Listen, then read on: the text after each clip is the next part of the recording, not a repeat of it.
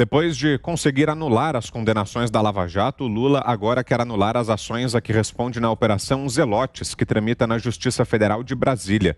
Com as mensagens roubadas da Força Tarefa, a defesa tenta a suspeição de 2 procuradores que o acusaram de cometer tráfico de influência na compra de caças suecos pela FAB. O pedido foi feito na 10ª Vara Federal de Brasília, onde tramita o processo. Os advogados de Lula afirmam que os procuradores Frederico Paiva e Herbert Mesquita atuaram junto com a equipe de Curitiba para, aspas, criar acusações que eles sempre souberam não ter qualquer procedência, fecho aspas, inclusive com depoimentos de Antônio Palocci, cuja delação foi rejeitada. Segundo a defesa, os procuradores tinham um plano para incriminar Lula que ocultaria do processo provas que poderiam inocentá-lo. Cita, então, mensagens dos procuradores com um cronograma de denúncias que seriam oferecidas contra ele, incluindo a dos caças.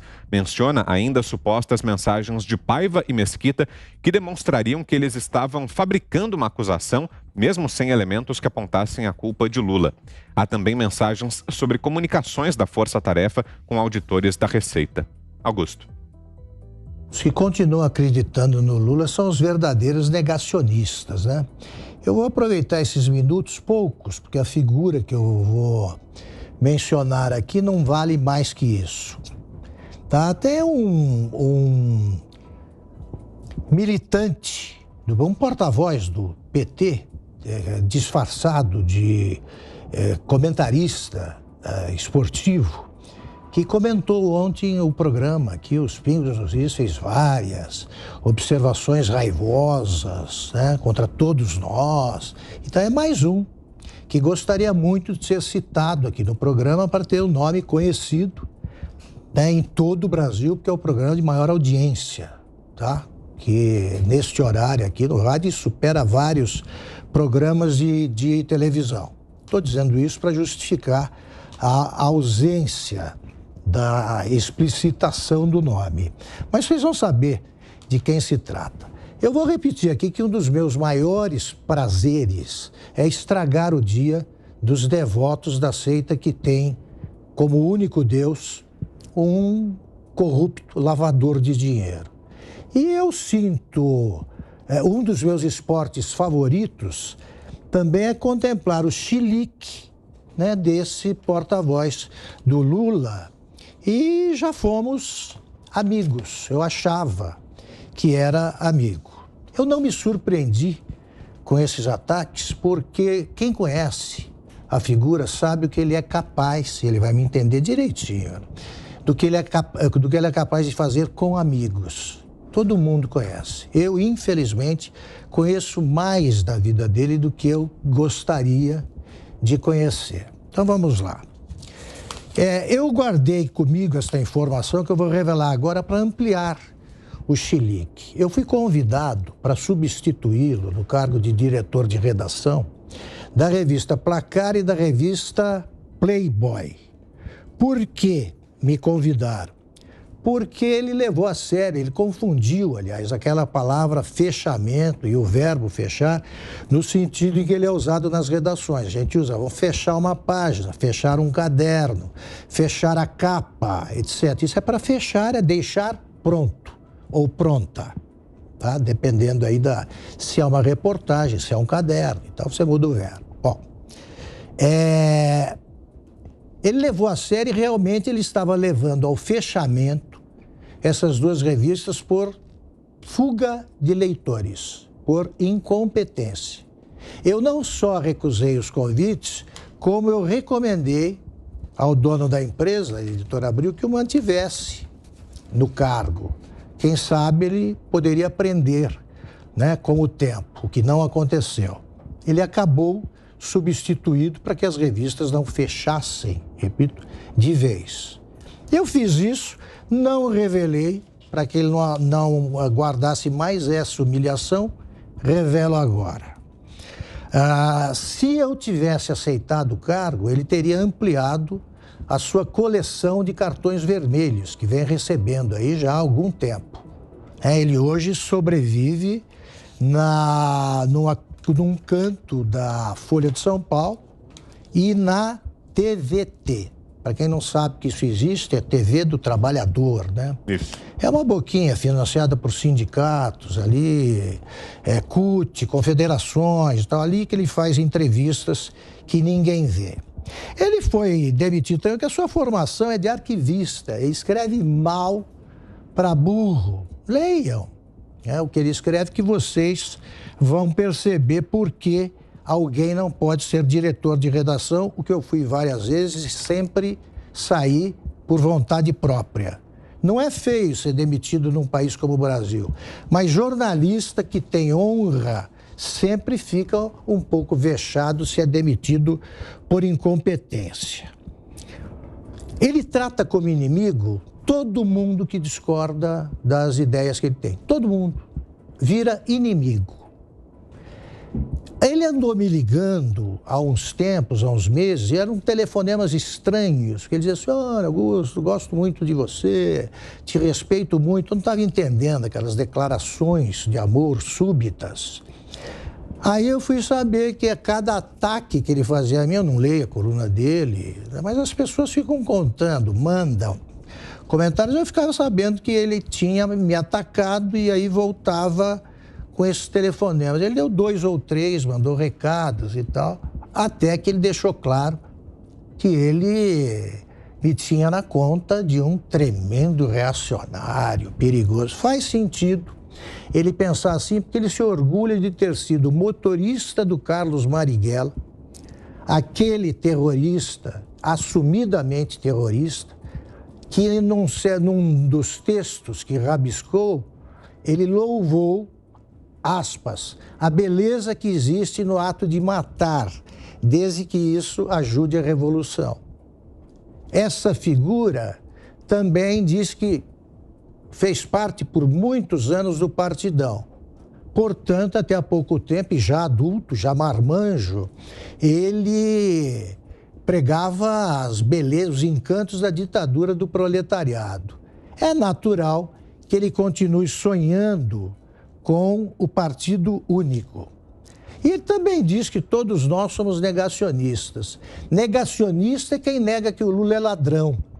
Negacionista é quem fica fazendo o papel ridículo de juiz de futebol num amistoso do time do MST contra o time do Chico Buarque e faz voltar uma cobrança de pênalti que o Lula tinha feito e a goleira, a moça do time do MST, segurou. Fez voltar para que o Lula fizesse um gol. Negacionista é quem vai para uma entrevista na cadeia, merecidíssima, para entrevistar o Lula, e não faz perguntas sobre os escândalos protagonizados pelo seu Deus.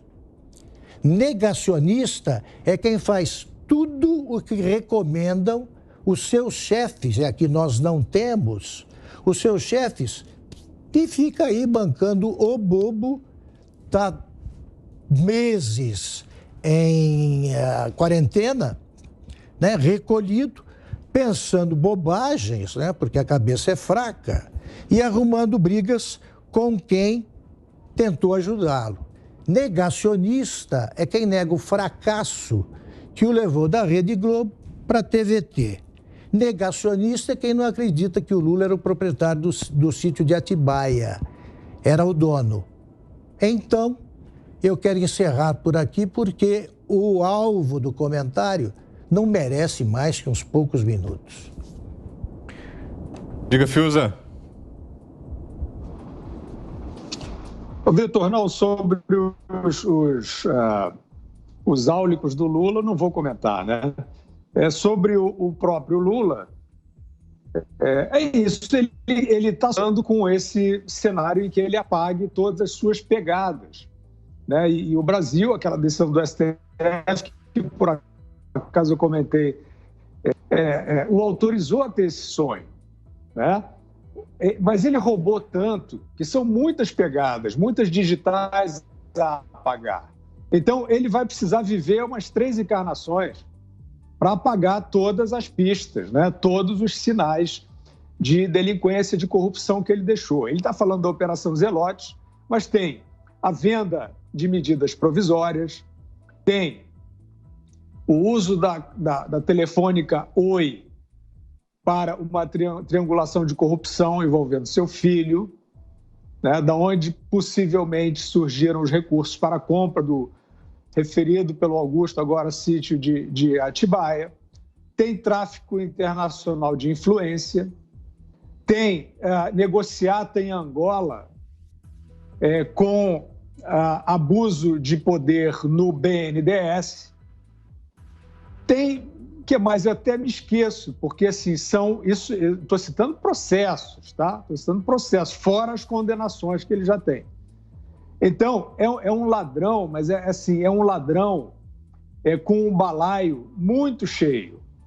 Evidentemente que esse balaio muito cheio de grana, né, só de devolução a Lava Jato já teve cerca de 5 bilhões de reais, fora tudo que já está definido que precisaria, né, ser reavisto. Então, este personagem, ele tem meios, ele tem contatos, ele tem rede de influência decorrente de quase uma década e meia, mandando em tudo e abolindo completamente a autonomia das instituições para transformá-las em anexos, não vou nem dizer partidários, né, em anexos de quadrilha. Então, é isso, é um homem que tem poder e o seu poder está sendo, né, a sociedade está percebendo e sentindo o seu poder com esse milagre da sua reabilitação. Ninguém, se a gente falasse isso 1 ano, 2 anos atrás, quem imaginaria? O Lula vai ser candidato à presidência em 2022? Isso é uma piada de mau gosto. No entanto, ele, hoje, pelo menos, tem condições de ser. Isso é um reflexo direto do poder que ele tem. E é um poder de tráfico de influência. Não tem outra explicação. Ninguém, à luz do direito, conseguiu explicar de uma maneira decente a manobra que inocentou ou reabilitou o Lula.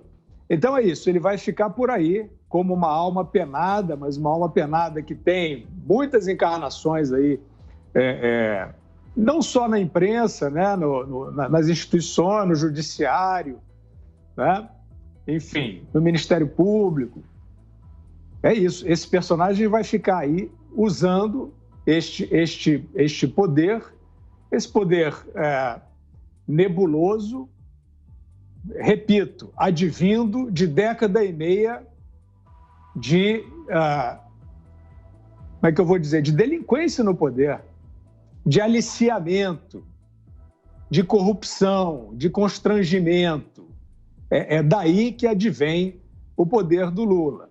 E é claro que tem meia dúzia de malandro otário que vê esse poder e veste essa mesma indumentária revolucionária, progressista, essa balela toda, que tem gente que reconhece, ainda diz, né? Não, são os progressistas, que eu posso fazer? Eles vivem disso, né? Vivem esses áulicos aí, vivem desse charminho, dessa vestimenta, dessa fantasia de revolução progressista. É só um clube, eu chamo de clube, porque é um ajuntamento que não tem nada a ver com o interesse público, né? Mas, no caso, é quadrilha. Então, o poder do Lula advém disso, de assalto, de opressão, né, de intoxicação das instituições. E se o Brasil não desistiu de ser um lugar livre, em que vigora o Estado de Direito, a Operação Lava Jato, que nome se queiram dar, os homens que têm a possibilidade de investigar, que têm a autoridade para investigar, eles têm que pegar essa massa toda de crimes, ou de indícios, ou de inquéritos, de processos, e levar isso adiante. Como diriam os petistas com péssimos propósitos, a luta continua, companheiro. Né? Tem que chegar, tem que levar esse cerco para sempre. Não importa, tudo bem, é um poder, ele tem poder. Mas se o Brasil não desistiu de ser um país, tem que continuar contrapondo esse esquadrão. Tem aí o Sérgio Cabral delatando, dizendo coisas que a gente vai ver se são comprováveis ou não, sobre o Dias Toffoli. Isso eu não sei, venda de sentença eu não sei, mas eu sei que o Dias Toffoli foi advogado do PT, foi homem do Zé Dirceu e beneficiou tanto o Lula quanto o Zé Dirceu em suas decisões na Suprema Corte. Isso não é pouco. É isso que os homens da lei precisam continuar combatendo. E você, Ana, o que acha dessa tentativa de Lula agora de anular também condenações na Zelotes, Ana?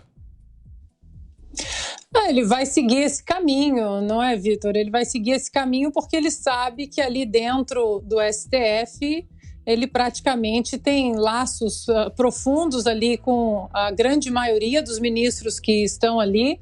Já ficou muito óbvio, né, dentro de todo esse contexto do que nós vimos em relação aos processos contra o ex-presidente, ex-presidiário, que muitos ministros ali no Supremo Tribunal Federal, eles são coniventes, eles não obedecem às leis, eles não obedecem à justiça, à Constituição, porque eles têm, sim, um bandido predileto, um corrupto predileto, e Deus sabe lá o que o Lula sabe desses ministros e que se existe alguma coisa que nós não sabemos. Agora, Vitor, eu queria pegar um gancho sobre o que o Augusto disse e dizer que esse personagem aí que o Augusto se referiu é uma pessoa que conviveu durante tantos anos no mundo do esporte, muitos anos, também foi comentarista do mundo esportivo, sabe muito bem as dores de cada atleta, sabe muito bem como o esporte, a biologia humana é o pilar mais importante do esporte, a ciência, e no entanto hoje ele esquece absolutamente tudo isso para pagar o pedágio ideológico aí dessa turma do Lula, dessa turma aí da esquerda que diz que homens biológicos podem competir com mulheres no esporte feminino. Então, é o que o Augusto disse, a palavra para essa figura aí é negacionista, porque você negar a biologia humana, você negar a ciência, aí em virtude de defesas de pautas políticas e ideológicas, é você abandonar o mínimo de honestidade intelectual. O saudoso jornalista Ricardo Boechat, quando eu ainda jogava, Vitor, treinava ali no Leblon, ele sempre passava correndo às vezes e acenava para a gente e dizia: olha, tem que pegar aquelas gringas, hein? Se referindo aí à dupla tricampeã olímpica Walsh e May, as americanas, né, Kerry Walsh e Missy May. Então, em relação a essa pessoa aí que precisa agora de um espaço para voltar a ter relevância, e esse espaço é simplesmente criticando o ad hominem, atacando o ad hominem, as pessoas desse programa, eu vou puxar aí a carta, então, do saudoso Ricardo Boechat, aspas para ele: não vou dar palanque para otário. Para fecharmos, Zé? Ô, Vitor, eu fico impressionado com esta, vamos dizer, cara de pau da defesa do ex-presidente Lula querendo anular por esse motivo. Eu diria o seguinte: o Ministério Público não pode ser, vamos dizer, acusado de ser parcial porque faz parte do processo. O Ministério Público é parte do processo. E os procuradores, nesse caso, Frederico Paiva e Herbert Mesquita, nada mais do que fizeram do que investigar. Eles primeiro investigaram e depois apresentaram a denúncia contra o ex-presidente Lula e o filho de um negócio, olha, bilionário, viu? 5 bilhões e 400 milhões de dólares. Eu vou repetir aqui a cifra. 5 bilhões e 400 milhões de dólares. É o custo de 36 caças. E havia concorrentes, 2 outros concorrentes. Isso dá mais de 20 bilhões de reais, 24 bilhões de reais. É muito dinheiro, né? E o Ministério Público, num certo momento, realmente consultou os dados da Lava Jato, legais, que estavam lá. E aí é o seguinte, o Ministério Público pegou exatamente ali detalhes das negociações e da delação premiada, sabe de quem? Do Palocci, Antônio Palocci, figura mais próxima do ex-presidente Lula e do PT do que Antônio Palocci, para mim não existe. Num certo momento, a gente sentia aqui que ele seria o candidato a presidência da República no lugar da Dilma. Porque ele, primeiro o Zé Disseu, na época, era todo poderoso primeiro-ministro aqui na Esplanada, né? E depois o Antônio Palocci. Como o Zé Disseu caiu, sobrou o Palocci, que em seguida caiu. Então, é um negócio mesmo nebuloso, 5 bilhões e 400 milhões de dólares, né? 24 bilhões, estamos falando de bilhões, de reais, e o Ministério Público não fez mais do que sua obrigação, primeiro, em investigar e depois exatamente apresentar a denúncia. Agora, acusar o Ministério Público de ser parcial é cara de pau. O Ministério Público tem que ser parcial. É parte, uma parte é o Ministério Público, outra parte é a defesa, né? É assim, o juiz aqui é imparcial. Esta é a situação. Então, negar isso aí é também fechar os olhos para a realidade. O Augusto tem razão, e aí moram os reais negacionistas.